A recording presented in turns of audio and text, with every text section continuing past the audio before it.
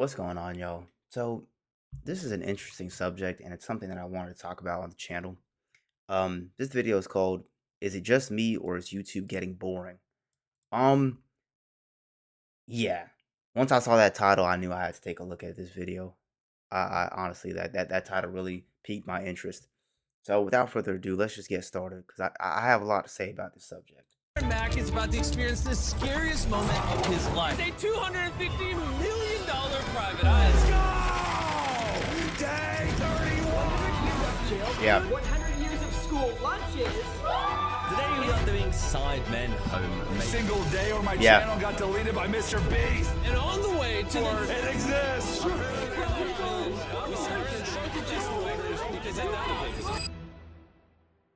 Is it just me, or does it feel like content like these have been increasingly pushed by YouTube on everyone's homepage?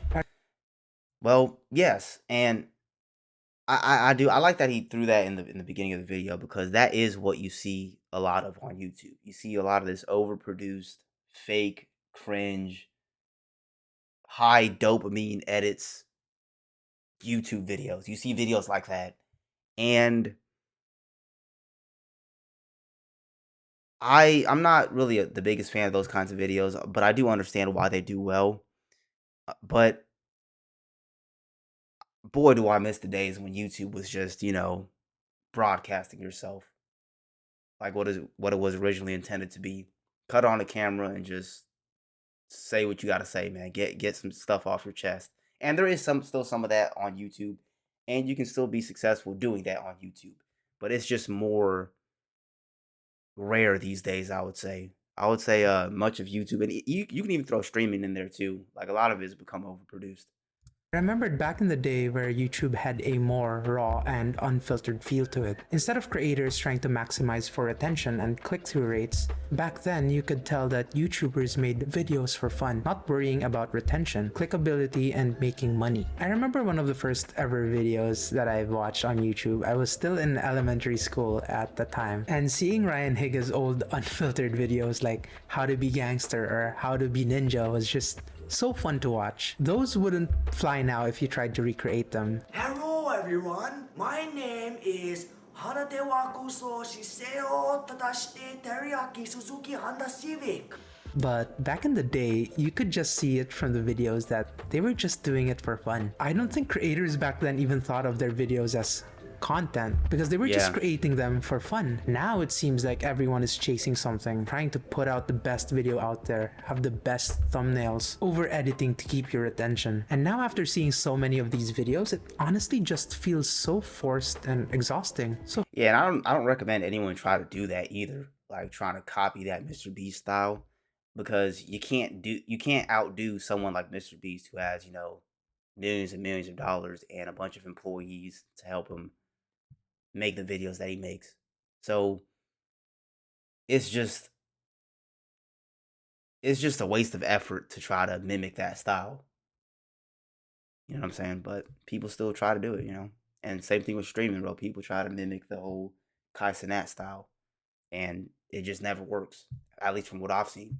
videos back then felt a bit more raw and imperfect. It was cool because it was so different from the traditional content we get from television. It felt more human and more relatable since people were just acting like people. There were no influencers back then, sponsorships and Google AdSense. Okay, maybe there was AdSense back then, but it wasn't as glorified as it is now. So back then, creators weren't really incentivized to make content that's designed to keep your attention and keep you inside the platform. They were just creating videos with the intention of just making something cool, not necessarily to go viral and capitalize on every content they make. This era of YouTube was just pure and childlike. There was no correct way of making content. People were just Yeah. doing what they wanted. And guys like Moist Critical and I'll throw in like Asmon Gold, they still stick to that old school retro style of YouTube where they just come in, cut the camera on, and just start talking. And they're very successful at it. They get millions and millions of views. That's the case for both of them.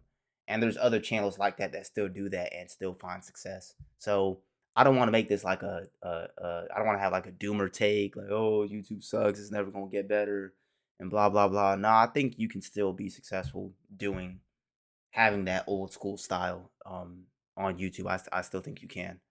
do, and creators back then wouldn't need to think about getting cancelled for something they did or said. Fast forward to today, YouTube has become a giant. One of the biggest, if not the biggest, online platform in the world, promising fame and wealth to anyone who could crack the algorithm. Once people started to catch on with how much YouTubers can potentially earn, they started making content that's maximized for profit. You see, at the end of the day, YouTube is and always will be a business. And to be able to be in business, YouTube needs people on the platform for as long as possible. That's why YouTube loves Mr. Beast so much, because his content is designed to capture your attention with their retention editing style, feeding you cuts after cuts, fast-paced storytelling, and 5 different effects every 5 seconds that you can't even think, let alone click off. No hate for Mr. Beast, he is the best YouTuber in the world. And thanks to his success, a movement began that inspired other channels to try and imitate that success. Enter the beastification of YouTube. And I want to say this about Mr. Beast. Another reason why he's as successful as he is and he gets the amount of views that he gets is because his target demographic is children. That they're kids. And you have to think, who has the most, what demographic has the most disposable time? Children. So creators who tailor their content to children usually get the most views and the most success, because like I said, children have the most disposable time. They have the time to watch your videos. And this isn't just Mr. Beast, this is also Kai Cenat, iShowSpeed. iShowSpeed is killing it. Like, he going crazy, and his target demographic are children. I don't know if it's his target demographic, but that is his demographic. I don't know if he's going out of his way to specifically target them, but the people that are watching iShowSpeed's content are mostly children. So those are the channels that always do the best. They always get the most views. That's why.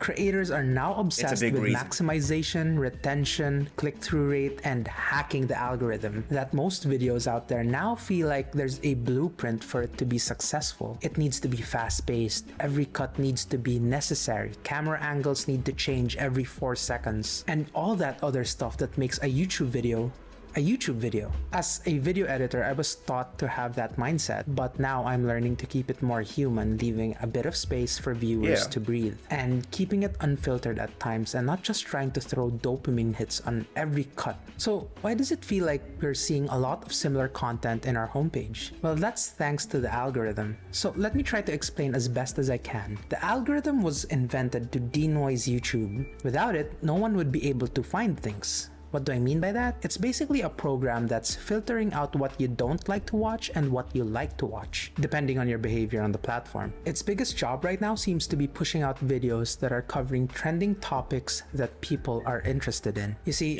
subscriber count doesn't really mean much anymore. It's practically a vanity metric. Back then, when you subscribe to a channel, the channel's content would usually be seen in your homepage. That's not the I think subscribers never really mattered. Honestly, for as long as I've been a viewer of YouTube, which is a really long time, I always thought subscribers never matter. Because I've seen channels that have like a crazy number of subscribers, but they only get like 2,000 views.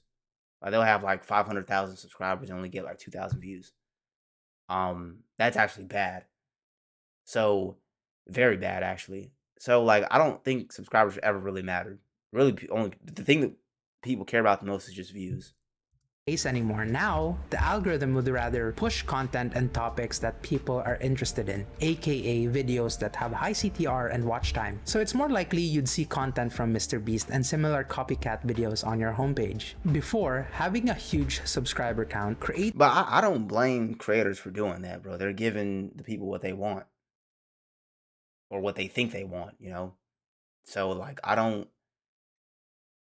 I do agree with Mr. Beast when he says, like, if you just make the best video you can possibly make, like, people will come and watch it, you know? It's as the saying goes, if you build it, they will come. And Mr. Beast built it, and hundreds of millions of people tuned into his videos. So, you know, I ain't hating on Mr. Beast or anyone like Mr. Beast. Like, it's fair play. Creators wouldn't really care about chasing trends since their content is getting pushed to the homepage of their subscribers. They can just create content of whatever they feel like doing and people would still see it since they already have a following. The problem with this is that it was super unfair for smaller channels to get a foothold since they had little to no subscriber count. Compare that to now, where you'd see a channel with less than 500 subscribers getting pushed to your homepage and getting suggested just by making content about the trending topic. As a result, we're now at a point where the content reflects what the algorithm wants, but the algorithm is ultimately what the audience wants. Basically, the audience wants... Exactly. I'm glad he brought that up because I was about to make a counterpoint, but he made the point himself. Like, no, that like the algorithm gives people what they want. So the videos that get the most views are the videos that people want to see. So I don't subscribe to this idea, no pun intended, to blame everything on the algorithm. That's what a lot of YouTubers do, and honestly, bro, it's a lot of failed YouTubers or YouTubers that are on the decline. They say, "Oh, it's the algorithm." Nah, you're just not making videos people want to see. Because if people wanted to see it, the algorithm would promote your video. So I don't believe that. I don't believe that. I don't blame nothing on the algorithm. I think the videos that get the most views are the videos that the people want to see the most, and those videos are videos of trending topics. So, yeah. something, the algorithm becomes aware of that something, and when creators see that something is working, they do more of those and other creators would imitate it. Thus begins the cycle of everyone copying the same trends. It all goes back to what the audience wants to see. The algorithm pushes a trending topic on the homepage, it pushes the channels that are talking about these topics as well as new and small channels that are also covering these topics. So if you decide to watch one of these topics that the algorithm pushes, YouTube will then feed you more and more content about said topics. Next thing you know, your homepage is full of $5,000 side hustle videos. Take me for example, I've been watching a lot of I made a secret channel and it blew up type videos. Since I've been watching a few of those, the algorithm becomes aware of what I want to watch, therefore pushes more content like that from different channels. Also, creators tend to research other creators or competitors in their niche. One video from a creator blows up and others are quick to try and imitate that success. That's also on the subject of having like a niche. What I've come to realize is that I don't agree at all with that. And going back to OG YouTube, people weren't doing that. Like I said, they just cut a camera on and talk about whatever they want to talk about. They didn't have a niche. Some of them did, but a lot of them didn't. They didn't have a niche. They talk about whatever they want. Like I said, you still see that in creators today, like the two I mentioned earlier, Moist Critical and Asmon Gold, and other creators like that, like I guess Tectone. Just they talk about whatever they want. A lot of it is what's trending, but the subject matter changes every video. Like sometimes it's politics, sometimes it's social drama, sometimes it's viral moments, sometimes it's video games, movies. The topics are just changing all the time, and they still get a consistently large viewership on all the videos they talk about, whatever topic they're covering. That is, shades of the old YouTube. You used to be able to do that and get away with it. Now a lot of guys are being trained or being, I don't want to say manipulated, but they're being talked into just having a niche. And no, you really don't have to have a niche. You can talk about whatever you want. If you have the personality, if you have the charisma, if you have something interesting to say, people will tune into whatever. So at least that's what I believe. why you see a lot of trending topics that are being covered by different channels all almost at the same time. This isn't necessarily a bad thing since creators will always adapt to what the viewers want to see. But now things are changing up again. The rise of YouTube Shorts, Instagram Reels, and TikTok have destroyed our attention spans where we can't even sit in silence for 3 minutes anymore. I honestly have been hit by this pretty hard. I oftentimes change the playback speeds of videos to 2 times their speed since it feels too long. Our attention... Oh yeah, I ain't gonna lie, I do that shit too a lot. I used to never do that, but yeah, I ain't gonna lie. Like I don't. Maybe it is because of this whole brain rot epidemic, but I am being more aware of it now. Um, but then again, like I've never really been on TikTok. I don't like TikTok. Never made an account. Never. I don't deal with TikTok. I don't ever do anything on TikTok. I don't have a TikTok. But I do feel him on the whole attention span thing, because I ain't gonna lie, man. I do that too, bro. I'll be putting a lot of YouTube videos on 1.5 or 2 times speed just to get it through faster. I mean, check out this video right here. This is the most insane laser obstacle ever created. And this is just one of many dangerous and extreme laser mazes that we built for this video. And whichever one of these 10 contestants survives. And now compare that to this video.